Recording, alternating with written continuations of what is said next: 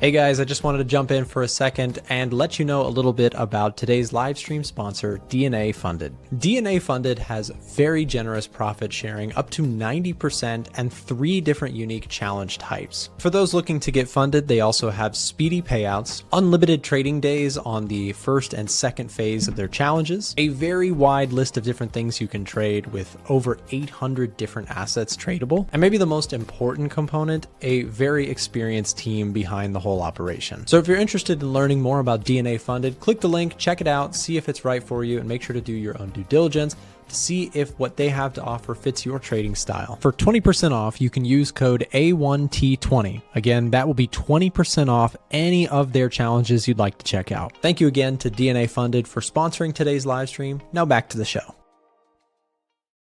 All right, everybody. Good morning. Welcome back to another live stream. As you saw in the intro, we've left the link in the chat in case you'd like to check out DNA Funded, a sponsor of the daily live stream here. And for those looking to get funded, take advantage of that promo code A1T20. Write it down. Get 20% off any of their challenges. So we've got a little bit of a market here that does not want to roll over very easily. I had some questions on the comment section of my videos yesterday. People asking, Nick, with everything that's going on in the Middle East, why aren't, stocks reacting more negatively to this? Somebody calling it like a manipulated market, and that's the only reason that stocks are still going up despite, a human crisis going on in the Middle East. And it can be really confusing when that sort of thing is happening. And I recognize, like, especially as a new investor, that would completely confuse me. If I was looking at markets and I was like thinking about stocks and I'd be like, oh, well, something's crazy going on in the Middle East or some part of the world, it would really confuse me as to why the market seemingly just ignored what was happening there. Now, not all markets are ignoring what's happening in the Middle East. A pretty obvious example of that would be, take a look at the price of gold, which shot up initially. We saw oil prices went up and still are going up, right? So we see strength in oil prices at this time due to the concerns that we're seeing in the Middle East. So it's not like markets are completely ignoring it. It's just that the market is not everything is equally taking the same kind of volatility level as oil, for example. So what I mean by this is that I put it in a perspective I think that kind of makes sense to me in my video yesterday, which is, do you think that, a fight breaking out between two countries in the Middle East, do you think that impacts oil prices? Pretty obviously, yes. Most people know that a lot of the world's market share of oil supply comes out of the Middle East.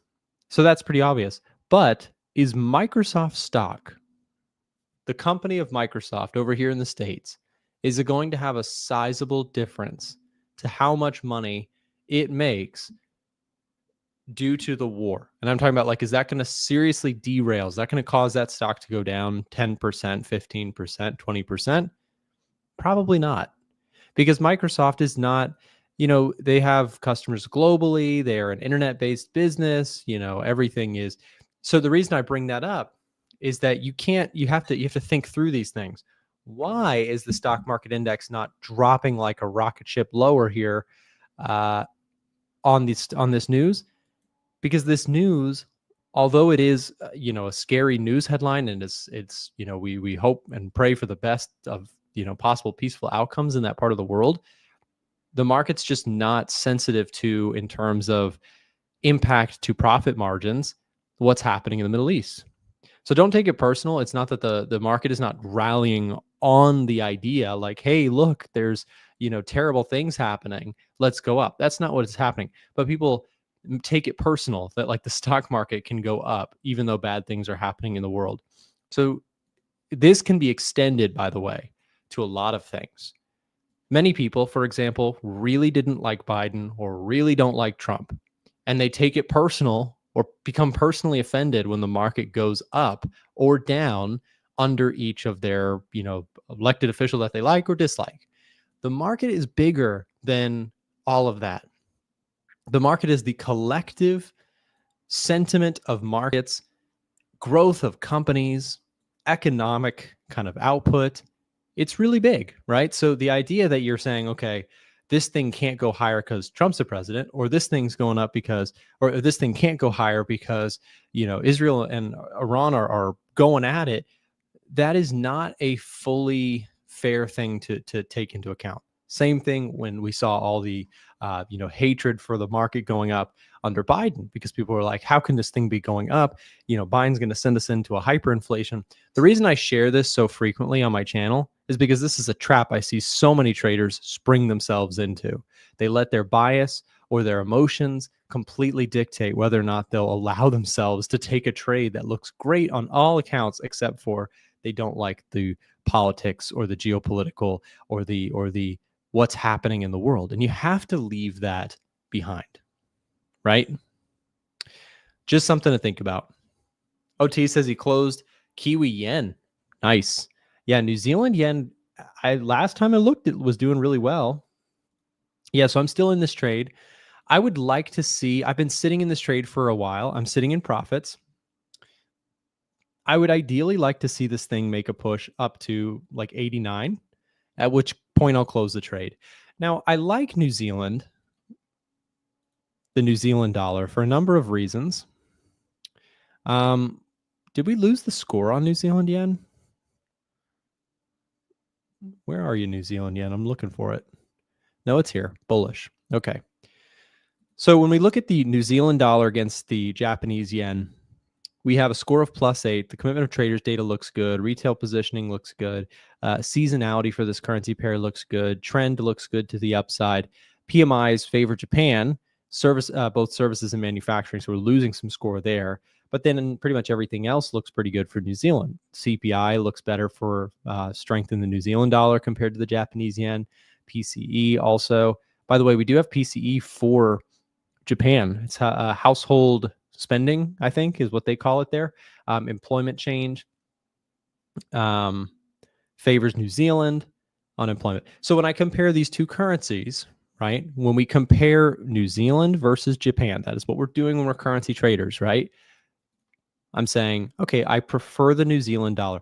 I also like the price momentum here that we're seeing building on this chart, right? You had this downtrend persistently, and now that you've had the kind of change in direction, I think I'm just going to let this trade run a little bit. I like the fundamentals. I like the technicals, and I think we can break out here. We'll see. If we don't, and I can continue to hold this, I've been collecting positive swaps on this thing for like a month and a half, which is great. Swaps should, and in the end, if you're a currency trader, right, the big game, if you're a fundamentalist and a currency trader, is interest rate differentials. That's the game, because the carry trade, right, when things are okay, if you see the market being okay, the carry trade is generally where I'm trying to trade in the direction of. I would say that the best depiction of what my FX side of things is focused on, after doing this for years, I've traded Forex for, oh my gosh, since 2017 or something. I'm a fundamentalist. I trade multiple different markets, but when it comes to currencies, the most clear game in town for me is the carry trade. Now, the carry trade is all about knowing when it's time to be in the carry trade versus when it's not time to be in the carry trade. And I use a dollar cost averaging approach. And essentially, I trade in the direction of that carry trade as long as the economic data suggests that that's okay. So if I go, for example, top setups eco, and I just say, only show me the economic data. This is why I built this table, really, for there's a lot of people who wanted something similar, but I want to show you something kind of cool about this. So we could do here, I don't know why, oh, there it is, major currency pairs. And let's add minor currency pairs. Let's just do some currencies for a second. So if I'm looking at currencies, right, what I want to do is I want to trade currencies that have strong economic backdrops versus their peers, right? I want to look at the growth metrics of the economy. I want to look at the inflation metrics of the economy. I want to look at the labor statistics of the economy, right? And so when I look at euro dollar, which is comparing, of course, the euro versus the dollar, we have a slight lean, but then we get really strong. And this is why I continue to like and hold the Canadian dollar long against the Swiss franc. I've been in this trade for like 2 months. So understand that when I talk about trading currencies, I am the most boring Forex trader you've ever seen. I'm the most boring Forex trader. You should never, if you want excitement and interesting stuff, you should not watch my channel for exciting Forex trades. I am the most boring Forex trader. The only person that rivals me in boringness for Forex is Chris Pulver. We are both long-term, predominantly carry trade focused currency traders. And what I mean by boring is our position sizing is tiny, it is slow, it is accumulating, and then it is distributing. Long-term fundamental views, mostly in the focus of the carry trade. But we look at the economic, because you want to be in the carry trade, but you want to be in it when it's right to be in it. You don't want to be in the carry trade on the precipice of giant recessions, because that will end horribly. You want to try and be in the carry trade when things are looking good. So I have a long position on CAD Swiss, which is not a chart that looks very exciting. In fact, it looks incredibly boring. I've collected positive swaps on this currency pair since like early April. So I've been in this trade for like 70 days. I've been in this trade for a long time, just sitting in this trade. And if it pops, then great, I'll take some profits. If it goes lower, then also great. I can accumulate some bigger positioning in my long-term position on the CAD Swiss, right? Let me just real quick, we've got news coming out in just a few moments. This is actually a really important piece of information this morning. We have retail sales, if I'm correct. Yeah, yep, we have retail sales today. I knew we had something at 8:30. So we have retail sales today in 2 minutes. This is really important because the state of the consumer in all of this is really, really important. And so we're going to get retail sales here in just a moment. If I go economic growth, by the way, if you had a question for me and you chatted me in the chat, I apologize. I'm trying to keep it moving here to cover a lot of stuff. I will answer questions later on in the stream. If we could really quick, if we could drop the link to ask a question. If you have a burning question for the live stream and you'd like to have it answered later on in the stream, we'll drop a link here in the chat to where you can fill out this quick form to ask a question, and we'll take care of you there. I'll take a look at those shortly. Okay, guys, so we have about 1 minute to go. The last two retail sales month-over-month numbers were better than expected. And also, I have to do this because it's going to bother me if I don't. Instead of MOM capitalized, let's do month-over-month. That will look better. Yeah. Okay. 1 minute to go. We've got retail sales numbers. I'm going to just switch over now to our all markets view so that we can just keep an eye on everything. So far here today, Bitcoin's lower. We've got dollar flat, oil flat, gold slightly down, NASDAQ flat to down, S&P same, kind of slightly down on the indices here this morning. So we'll get all that moving here likely in the next 40 seconds or so. Like I said, if you have a question for the stream, I'm not ignoring you. I'm just trying to keep it moving here, and I'll answer questions at the end of the stream. So if you would like to ask a question, please feel free to ask it here. I mean, no disrespect. It's just easier said than done to like stream and do chat and also do charts all at the same time. So I'm going to come back to questions later on in the stream. Okay, guys, we got breaking news here in just a second. Our retail sales numbers dropping. Stay tuned. All right. Retail sales coming out here in just a second. Let's see.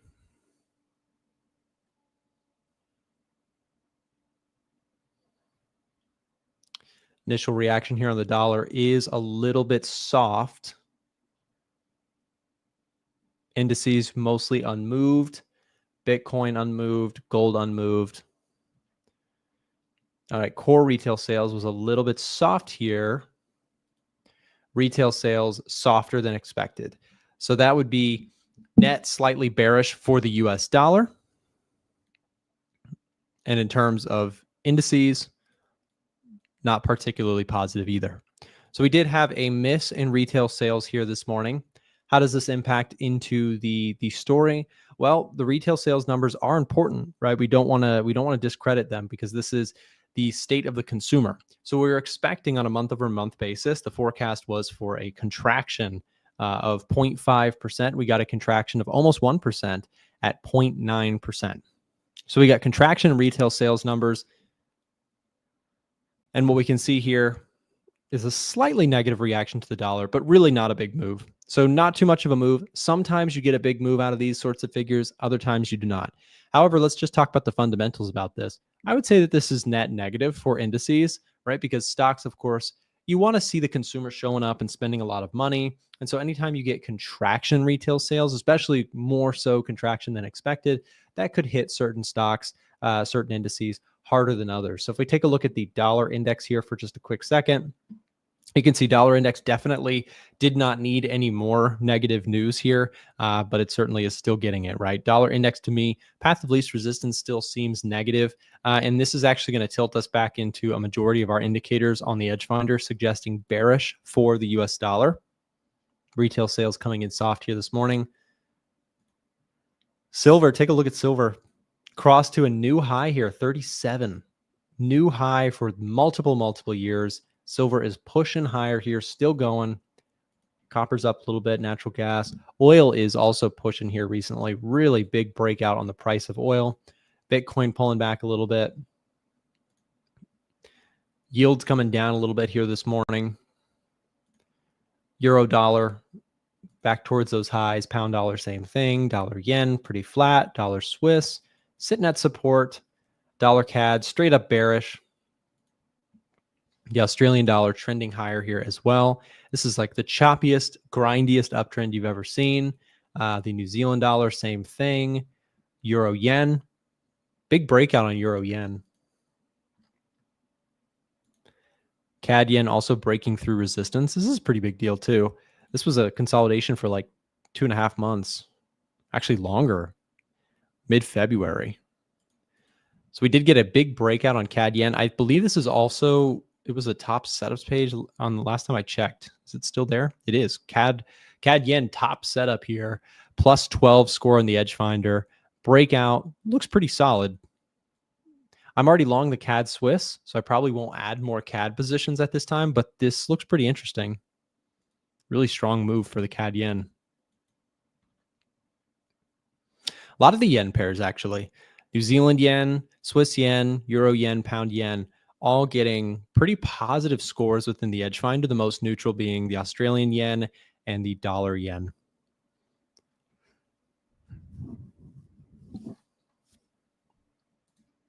Really interesting. Yeah, those yen pairs are looking pretty solid. Like I said, I'm long the Kiwi yen, and we're now breaking out of some key levels, sitting at resistance here. I'd like to see a break above this today if you can get kind of a follow through higher. I'm looking to target at least a move up to 89, at which point I'll probably take some profits on that move.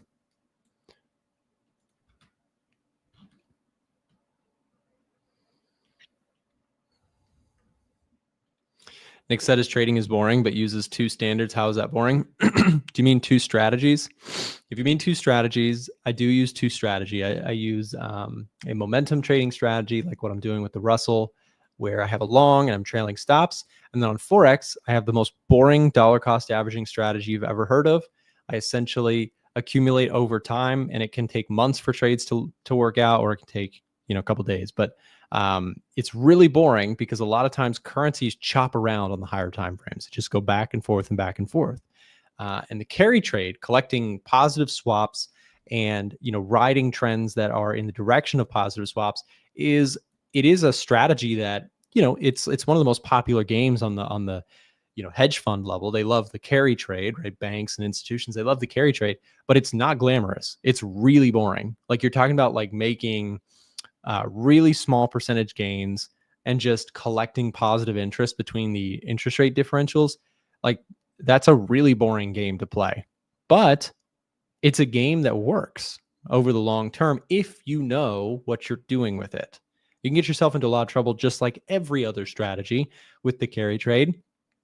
But typically, Carry trade is a really boring way to collect positive swaps over time or collect the interest between the two economies. Essentially, like if I'm talking about the Japanese yen, I'm shorting the Japanese yen or borrowing Japanese yen, and I'm taking that borrowed currency and I'm buying the New Zealand dollar, which pays. Imagine if you borrowed money from Japan and you lent it to New Zealand.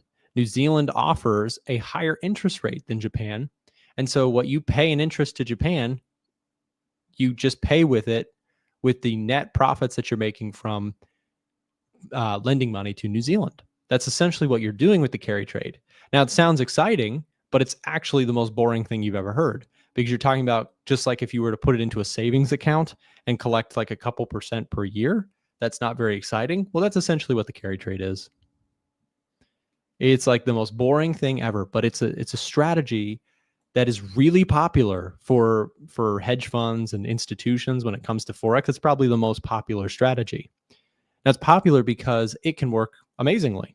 Again, it's not going to make you a trillionaire really quickly, but it's a way to consistently over the long term make more than you lose in Forex.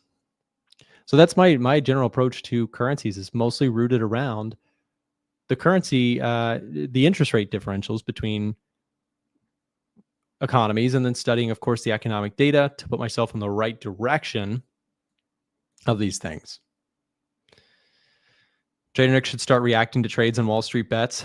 You know, I've done reaction videos in the past, and I enjoy doing them, but I've got so many like things to be doing. You know, we're building software, and I'm trying to trade my own money. Like I've got so many things to do. I dropped that off the list. Like all the reaction stuff. I'm not saying I won't do them again in the future if I have the time. But right now, my time is I'm so busy with stuff that I'm like, okay, what are my priorities? Reacting on TikTok to people, or continuing to build out the Edge Finder, and my focus has really been on growing this YouTube channel on the subject that I really want to talk about, which is genuine down to earth trading approaches, and trading my own money, and building out our tools that myself and thousands of other people around the world are using. So that's my focus right now. Time is of the essence. So I'm like, okay, I'm gonna focus my time and energy on the things that are going to do the most, for myself, for my family, and for our customers, truthfully. But yeah, no, I mean, I enjoy doing them. They're fun. The TikTok reaction videos, and I probably will do more of them in the future, but they're just kind of like a low priority task in terms of a need. They're fun, but yeah. Let's see, what else do we have on the list here currently in terms of setups? Let's remove neutral. Let's see. Okay. So look at this. Chinese stocks also showing up on the list. Let me see what's going on with Chinese stocks. They rallied so much, and I was like, okay, I'm just going to steer clear for now. Yeah, here's the HK50, the Hong Kong. So we've got Chinese stocks making a move higher. FXI is an ETF I track. Yeah, I like Chinese stocks, but not at these levels. Here's the DAX. I still have a DAX trade on. I'm sitting about break even on this position. I bought this pullback here. I do think that we have upside on the DAX. It is a bullish setup within the Edge Finder. So I'm currently long New Zealand, Japanese yen. I'm long CAD Swiss. I'm long the Russell, and I'm long the DAX. Those are current trades for me right now. I'm trying to think if there's any other ones on this list. Dollar CAD, I'd be interested in bearish setups if we got a bounce, but currently looking pretty looking a bit stretched to the downside for me on dollar CAD. Not to say it can't go lower, but I'm just not interested in shorting at that time. Let's take a look at Aussie CAD, which is another item on the list.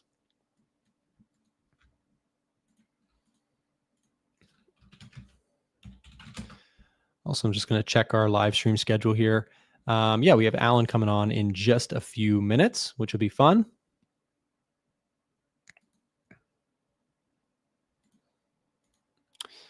Speaking of that, I got 5 minutes. If anybody asked a live stream question, I'm going to do just a couple of them now. So yeah, we've got 1, 2, 3, 4, 5 questions I'm going to get to and try and spend a minute on each one. Let's see. Okay. Yep. Here we go. Jumping into a couple questions here before Alan arrives. Let's take a look at what we've got. Mohammed has been trading for 3+ years. Their primary goal right now is to learn more about fundamental analysis. They own some of our stuff, so thank you for supporting our work, and I hope that the tools are treating you well.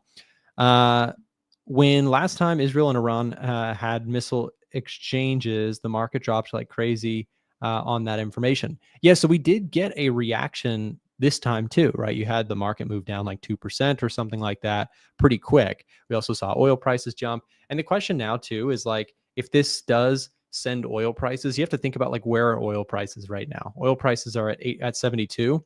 If we spiked in oil prices when they were already high, that is really traumatic to the stock market.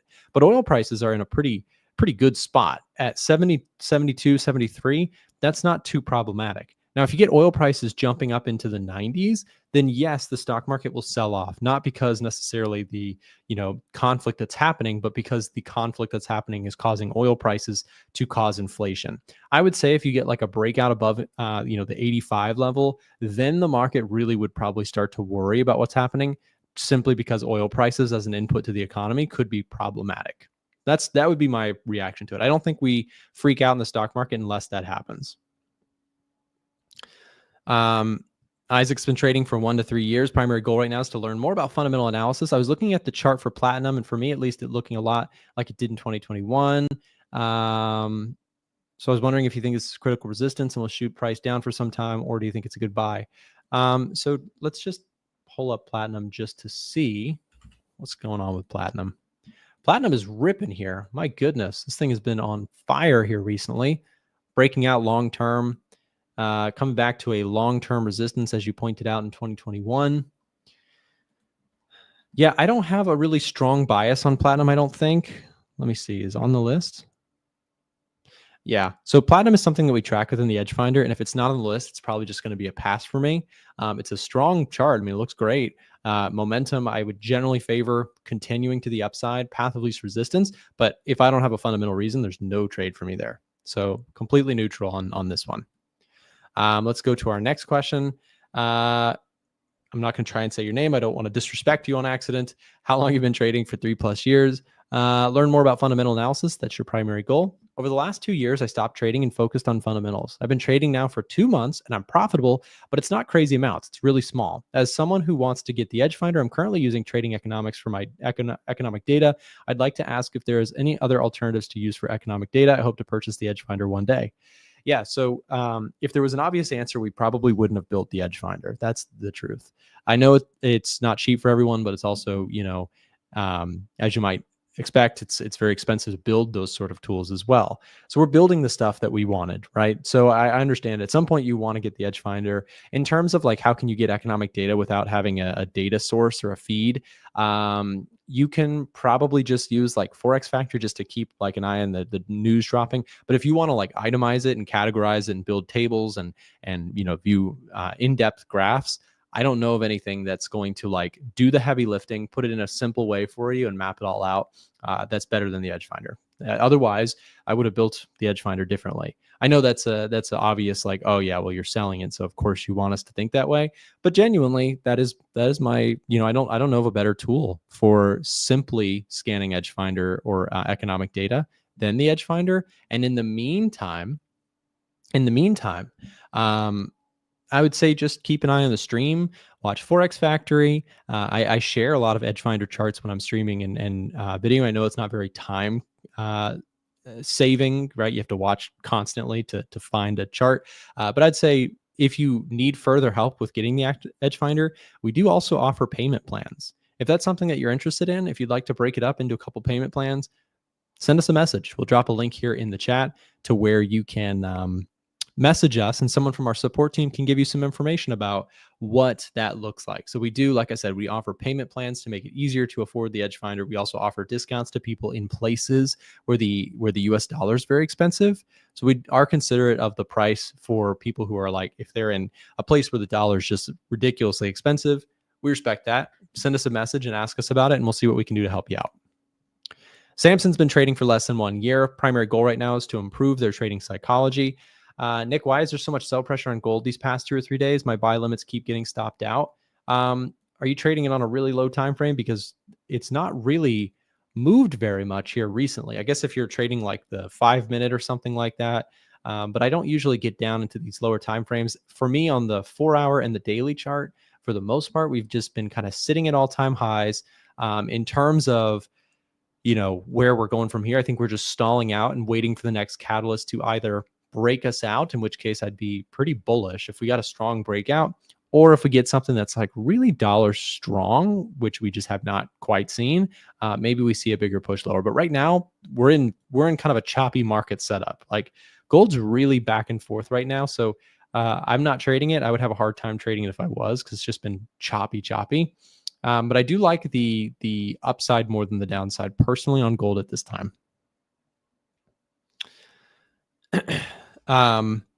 Phaser's been trading for 3+ years. The primary goal right now is to learn more about fundamental analysis. They own some of our software, which is awesome.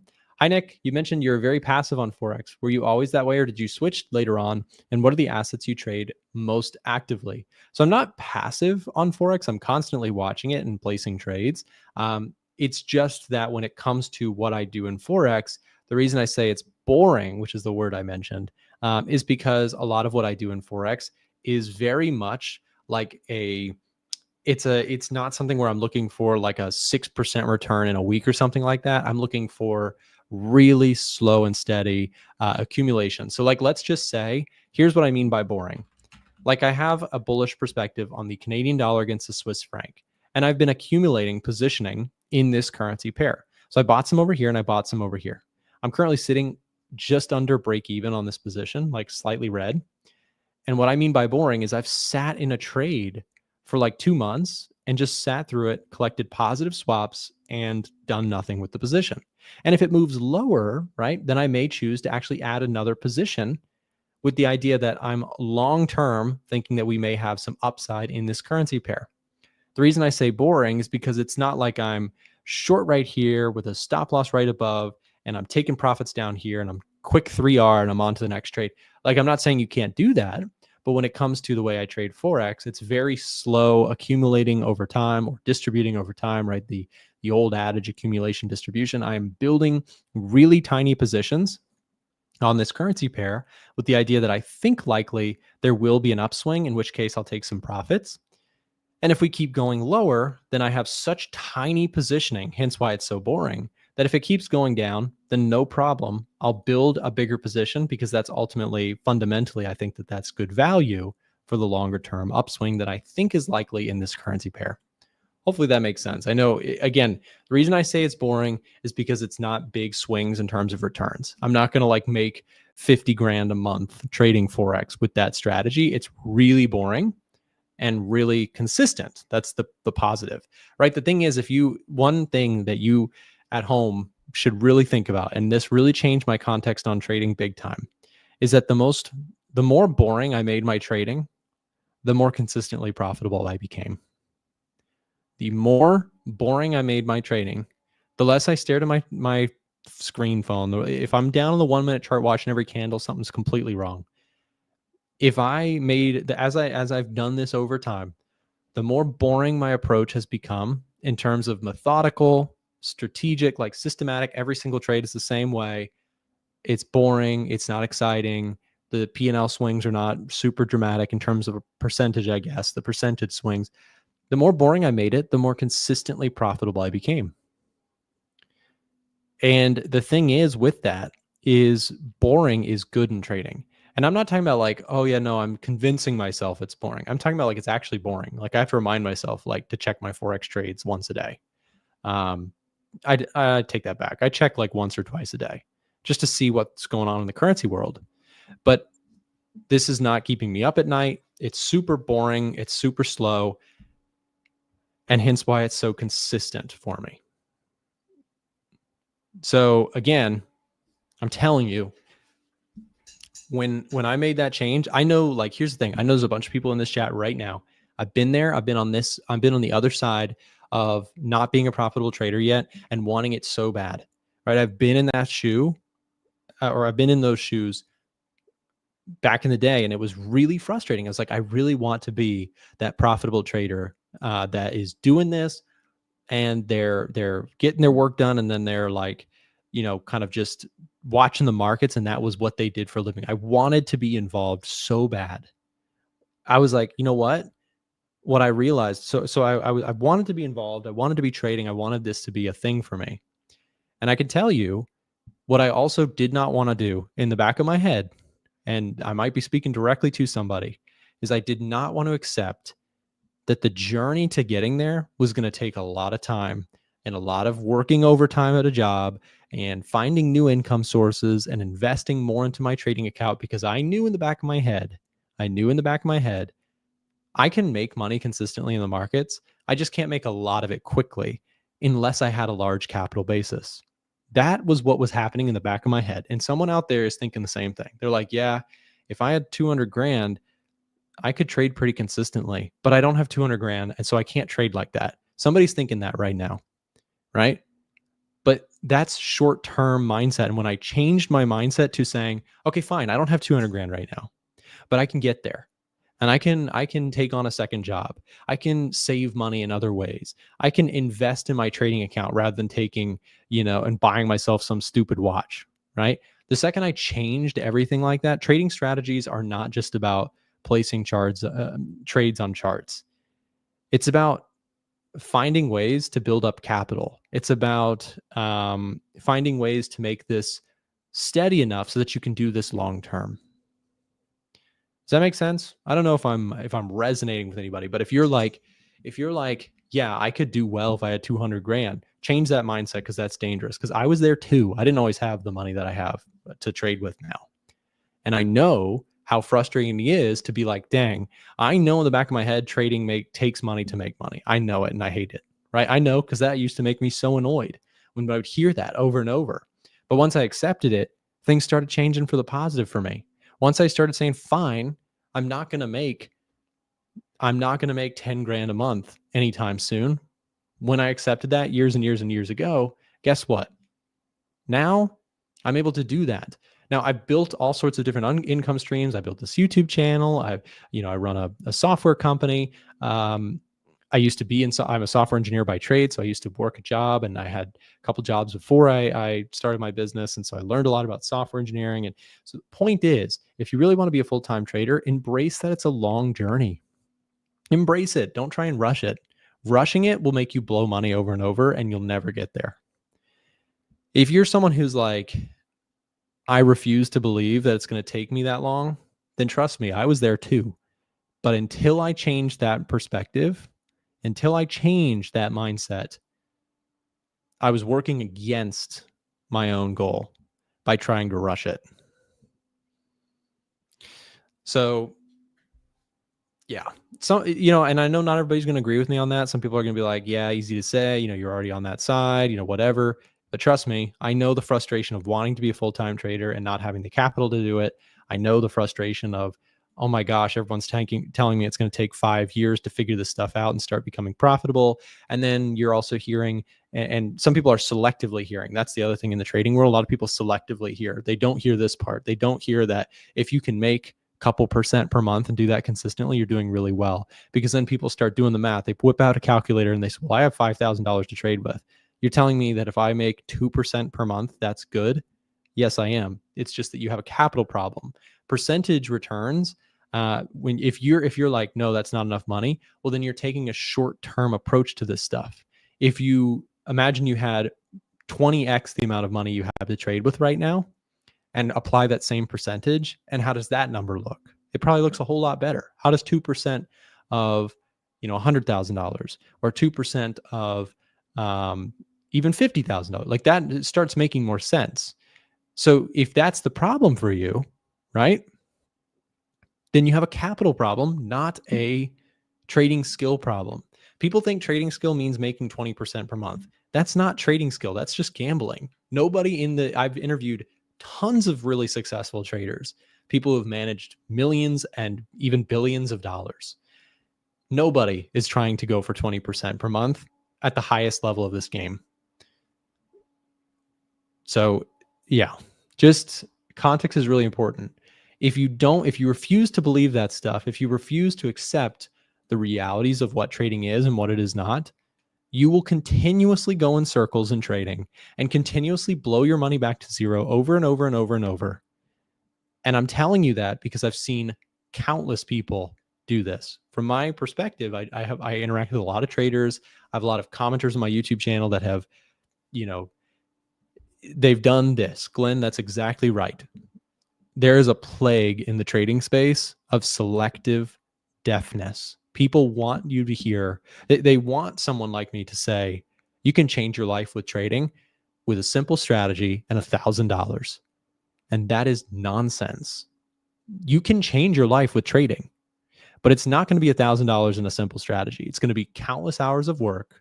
It's going to be building up capital by getting a second job or reconfiguring your monthly spending and finding ways to build further income, save more money, and put more of it into your trading account, and doing that for 15 years. And nobody wants to hear that. So selective deafness is really dangerous in trading. 20% a year is twice the S&P's yearly average. Yeah, and you know what else about that, right? People love to say, oh, you could just put it in the S&P 500. Well, you have hindsight bias there too. What about if you put your money in the Japanese stock market, which used to be the best stock market for in the 80s, the Nikkei, right, was like killing it. They looked like they were going to take over the world. My dad, said when he was a kid, it was like everything Japanese was the best everything. They had at one point, many of the top worldwide biggest companies were Japanese companies, and they fell off, right? So that's the other thing is people say, I'll just, if I can, I'll just put it in the S&P 500. Well, yes, but that's not guaranteed to produce 10% per year. The S&P 500 could have 2 decades where it produces on average like 3% per year. That's also possible. So, yeah. Yeah, so when it comes to like how much you should allocate to your trading, something to think about is allocate what you can afford to lose. You always hear that expression. It is true. Don't put yourself into a financial bind to build your trading account. But if I got a bonus, if I got an extra promotion, I would work weekend jobs. I was buying and selling things on back then it was like Craigslist. Facebook Marketplace wasn't nearly as big back when I was doing this, but I used to buy and sell tractor equipment. I live in the South in the United States, and my dad and I, we would buy and resell tractors and ATVs and four-wheelers and all these things. We'd find them on Craigslist, we'd buy them, and then we'd resell them after cleaning them up, taking good pictures. That was a side hustle that I think I made in one summer. There was one summer where I think I made like $15,000 to $20,000 doing that, and I was like 19 years old. So if there's no excuse. You in today's age, you can find something. If you're willing, you can find something.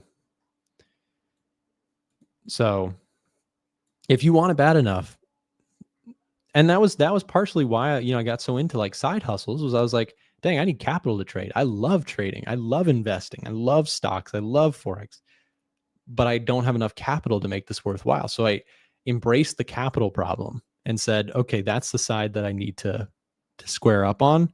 I don't need to try and shoot for 20% per month. That's silly, but I can get the capital up. I can work hard. I can get a promotion. I know I can control those things, right? Do you guys think I have a Southern accent? There's no way. See, but here's the thing. When you I live in Atlanta. I live north of Atlanta. I guess actually where my house is now, my accent might get a little bit more twangy over time because I moved out a little bit more to the farmland. Do you guys think I have a Southern accent? I'm just curious. There's no way you think I do. Well, actually, I don't know, because maybe someone who's not from Georgia might be like, oh, yes, you do. But I don't. If I do, I can't really tell it, because there's people have way stronger accents.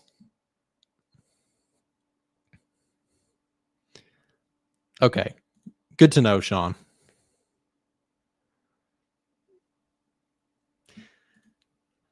Stock's still down 0.5% this morning. Nothing crazy. Did we miss Alan today? Let me just Chandler said Alan can't make it today. Okay, no problem. No problem. Guys, I don't know if you saw this, but on the A1 Trading YouTube channel, Alan had a debut video yesterday. So if you want some Alan content, there's Alan content. Just head over to YouTube and type up A1 Trading. And we put together a video yesterday with him on it.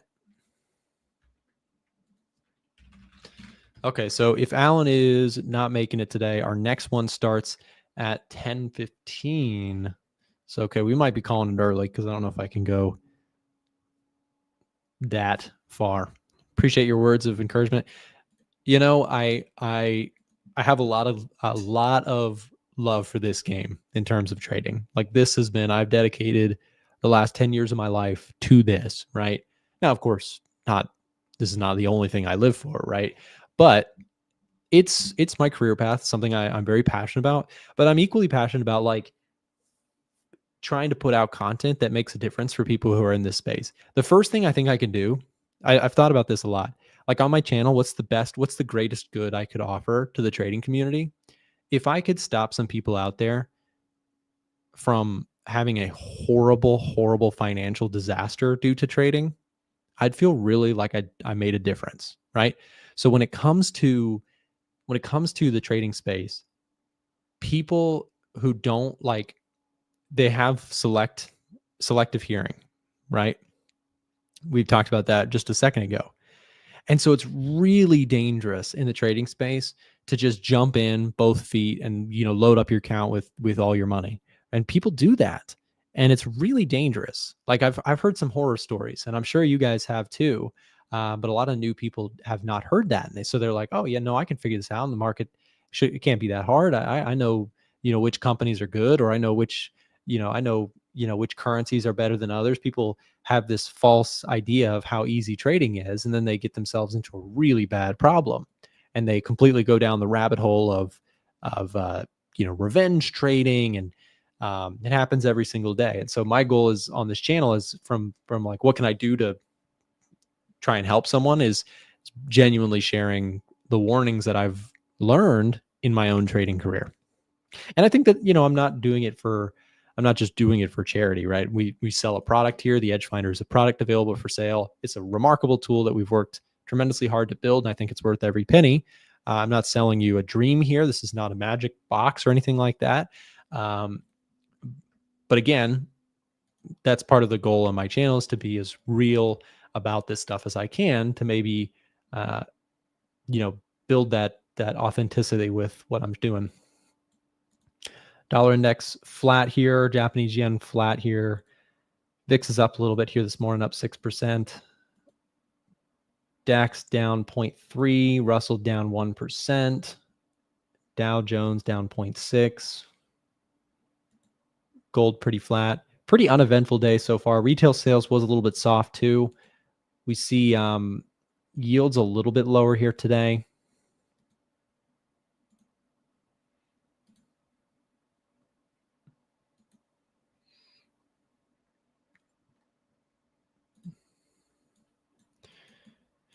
The big event, I guess, tomorrow is the FOMC event that we have. So tomorrow we have the press conference with Jerome Powell, which should be pretty market moving.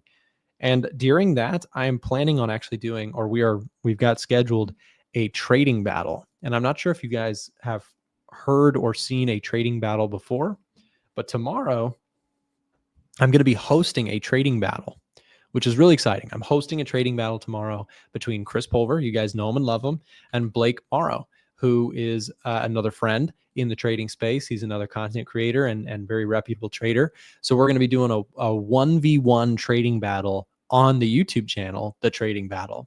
So I have some more details for you tomorrow if you tune into the live stream.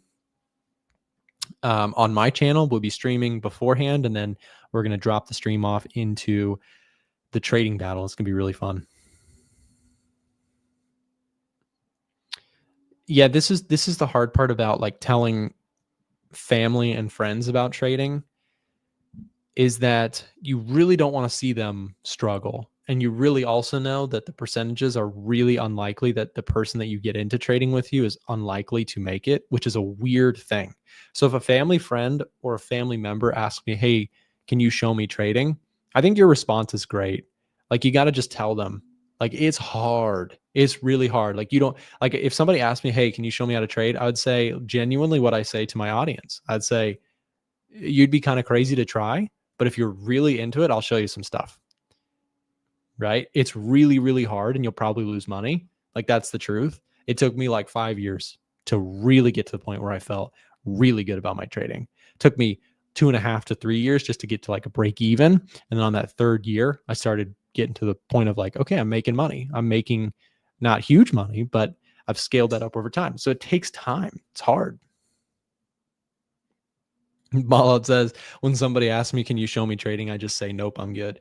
You know, you don't want the smoke. You don't want the stress of trying to share it with somebody, because it's, I don't know why, but well, I mean, yeah, I don't really understand why to people who are not traders, trading is just this thing that it's like, it almost gets disrespected for good reason.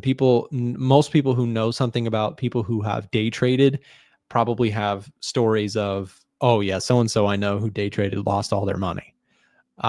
That's the perception of day trading to people who are not, you know, the diehard traders. The diehard traders out there have really put in the work to get to that point. Really, really put in the work. Like, it is your main thing. Like, I don't know anybody. I personally don't know anybody who's a profitable trader that it's not their entire thing. Like, some people are accountants, some people are in marketing, other people are, video editors. Everybody has their skill, right? Traders are traders. Like, that is their thing. And somehow, to common people who don't trade or not as insane as us, right? The normal people that don't trade and stare at charts all day long and look at the economy for hours on end, normal people, they say, how hard can it be? So it can be a little triggering as a trader, because you're like, oh, it's pretty hard. Like, it's a thing that I earned, right? And we're in a safe space together here, because I see you guys, and I imagine you see me too on that. But most people are not going to see us. So if you're thinking about like, hey, I'm at a family gathering and someone's like, hey, show me that trading thing, how hard can it be? To them, it's like an online casino, and you're just like, they don't take you seriously. But I see you. If you've become a profitable trader and you've made it to the profitable standpoint, you should be very proud of yourself. It's a very hard thing to do. If you're not there yet and you're crazy enough to keep trying, we also see you. If you're on your way, if you're working towards it. I mean, there's some smart people in my audience. I can tell you there's some smart people in my audience, because there's people who correct me on stuff, and they do it in a loving way. But like the other day, someone pointed out, hey, Edgefinder's score on the DAX. Remember that? Some of you guys might remember. They were like, the Edgefinder score on the DAX is off. PMIs were positive for Europe. DAX should be getting a positive score in that section. And I was like, dang. There's some, Ball Out, Lee James. I mean, you guys are smart people. Cheryl's, there's lots of people in the chat that are, I can tell you guys know your stuff. You know a lot of things, and that's great. I love having that kind of community aspect.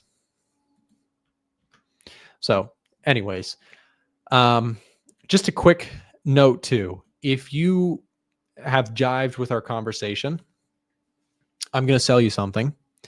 So if you're not interested, understandable. We're going to shut down the stream here and you can move on. But if you indulge me for a second, I want to tell you why you should join, if you have not already, our Discord. So we offer a Discord service where you get a whole bunch of cool stuff. And I want to show you this. So again, if you want to leave, respect, all good, understand if you don't want to buy anything. Let me tell you why you should buy something though, because I've done my best on my YouTube channel to stay authentic, and everything that I offer for sale is something that I would buy myself 10 times over. Everything that we sell is something that I believe is worth every penny, and it would have helped me in my trading career to get there. So let me show you some stuff about our VIP group really quick, and then we'll shut down the stream. So give me a chance. If you don't have a VIP membership with us and you're like, all right, Nick, why? Why should I consider it? Give me a shot. Here's why. So what we do in the VIP group is you get access to all of the trades that we're taking. And when I say we, I'll show you in just a second about what's inside the group. So we trade gold, we trade Forex, we trade indices, we trade stocks and options, and we share signals on everything that we're doing. Signal seller. He's a signal seller, guys. I knew it. It was all a scheme. I get it, but give me a second. I'll show you. Signals by themselves are not bad. Signals from unverified traders who promise you to become a millionaire, that's bad. That you should avoid like the plague. But let me tell you why my signals are worth every penny. I recognize the irony, but give me a shot. Give me a chance. So trade signals, right? Trade signals basically get notified whenever we take a trade. Every detail about why I'm taking a position is shared. Entries, exits, chart analysis, why I'm taking a position, this gold trade, for example. I'm trying to zoom in a little bit more, gold trade that I'm in, the entry where I'm stopping out if I'm wrong, the analysis behind why I'm taking the trade, etc. We also offer a comprehensive guide set, including strategies that we've built ourselves. We also offer coaching webinars. Chris Pulver does a couple coaching webinars. Ivan also does coaching webinars, and I do some as well. So you can tune in to some of our private coaching and ask questions to our traders. We also offer a trade tracker where you can get right within. Let me show you what this looks like too. So if you are a Gold VIP member, then you can get access to this, which is our brand new trade tracker. You can see all the trades that I'm in directly within this portal that you unlock access to. So in this guide, then again, this is brand new. We just got done finishing this. We also added Alan's Trades, who's our newest trader, joined the A1 trading team. And then we offer a comprehensive guide on key topics. Now we have some more stuff that's still pending. We have an intern working on some of this stuff, but fundamental analysis guides, comprehensive videos, tutorials. Now all this stuff is available for free, but what we've done is we've mapped it out for our users, right? So you can map out and look through things on unemployment claims. You could spend hours in here learning this stuff on a guided approach, step by step. We offer technical analysis guides, right? So you can go through here and find all this. So I know I'm giving a sales pitch. So if you just tuned in, I'm sorry. I'm selling. I'm an evil salesman right now, but I'm telling you why I think you should purchase our VIP membership if you haven't already, because we're doing our biggest sale of the year, and I'll get to that in a second. Okay, so let's keep going. Here's maybe the biggest reason. When we offer a signal service, what I find to be important in that is to have integrity to show real performance. Now, I don't give every single detail about what I'm doing because this is not a financial advice service. This is not me telling you what to do with your, with your personal trading account. I'm not here to tell you you're going to get rich copying me or anything like that. But if you are a serious trader, it is important that when you watch someone or you learn from somebody or you invest hours of time watching and learning, or even considering purchasing a service, that you actually see some results. So I've done a live login video on my channel, going through my brokerage. I pulled it up many times on live stream as well. We can go through all the different stats. So I encourage you to go take a look at some of these stats in more details. I also had, I think this was up to 5 years on my FX book before I had a Hugo's account that I was using purely to just track my trades, and it shut down when they lost their license to MT4. I know, convenient, but I made a video right when it happened, and they made the post public. So there's a video on that too. Here's some quick examples. So we trade a little bit of everything. Like here's an SP500 trade. You can see every trade breakdown and why the trades were taken step by step. These are all things that get alerted to members throughout the trades. Gold, same thing. Right. So when I take a trade, shares here. Silver, same thing, right? Silver broke out. I took a trade on the pullback. All the context behind why the trade was taken. So if this, this is what comes included with every trade. Every trade is a breakdown. Every trade is explained thoroughly and all the research behind it. Here is our analysts. So I remember that I mentioned that it's a we concept. There's a couple of us. So it's myself, which you guys, nice to meet you if you're new. There's Alan Perez, who just joined us here recently. We have Ivan, who is, of course, a regular stream contributor here as well. And Alan and Ivan are a little bit more heavy on the Forex side. And I am more heavy on the indices and gold and commodities side. I do also trade Forex, but that's kind of where my focus is a little heavier, is the indices and commodities. And then we also have Chris Pulver, the one and only. He has a separate service with us. He doesn't work for A1 Trading. He has a separate service that you can also bundle with that, called the Pulver Alerts, if that's something that you're interested in. So that is pretty much it. I would encourage you, if you haven't already explored the VIP group, if you're interested, explore it here. I just dropped a link in the chat. And if you would like to take advantage, if you're like, let's do it, it's worth every penny, give us a shot. We're doing 45% off for limited time to join the group. If that's something that you're interested in doing, we'll drop a link here in the chat to where you can speak directly to our support team about getting access to a membership. We'll drop that link here in the chat now. So if you'd like to, actually, hold on. Sorry. I messed that up. Okay, so here it is. If you'd like to get access for 45% off to the VIP group and you'd like to join the group, we'd love to have you. We have an open chat room. We have access to all those things that I just got done sharing. If you're interested in finding out more details, take a second, send us a direct message and just let us know that you saw it on the stream, and we'll get you hooked up with that access. Okay, guys, that's going to wrap it up here for the live stream today. Thank you for tuning in, and thanks for sticking around to check out the service with me. I know, that was a bit of an ad, but if you're interested, I wanted to give people who are thinking about it the chance to see a little bit more details before they make that decision. Okay, guys, up next, well, actually not up next, we're ending. We don't have no Alan today. So anyways, thank you guys very much for tuning in. I hope you got some value out of today's show, and we will see you on the next one. See you guys. Thanks again for watching today's show. Our goal at A1 Trading is to continue to share free value to our audience through daily videos and articles, keeping you up to date with the latest market coverage. If you enjoy our content, make sure to subscribe for more. From all of us at A1 Trading, have a great day, and we'll see you next time.